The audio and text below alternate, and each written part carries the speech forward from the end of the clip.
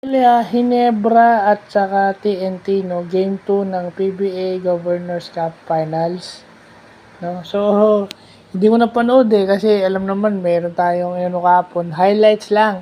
Pero pinapakita dun sa highlights ano ang tumalo sa Hinebra. 3-point shots. Alam na natin yung dribble drive.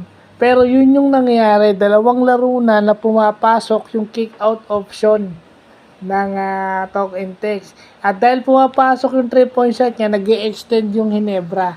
So, open na yung driving lane ng mga Guardia at saka ni RSG. And definitely, isa sa weak points ng game ni RSG is yung 3-point shooting. Pero itong game 2, marami siyang naipasok na 3-point shots. Okay? So, yun lang ang tumalo sa I think, walang problema na sa offense ng Hinebra kasi lumamang na sila eh. It's their defense. It's their defense na medyo nawawala itong game 2. It's their defense na nawawala.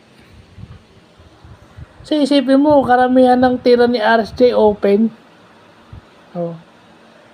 Ang kagandahan nun, may target sila sa loob. If ever mabantayan nyo, nandun si Eram.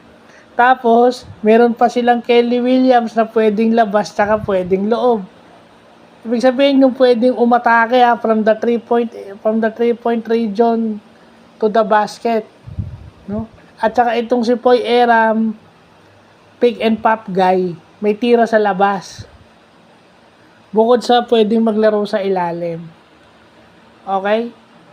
Lahat nung jump shots ng TNT is parang napabayaan, yung halos na ipasok ng TNT open. So, questionable yung defense ng Hinebra. Okay na yung offense nila but their defense is medyo absent or nawawala. So, yun lang po.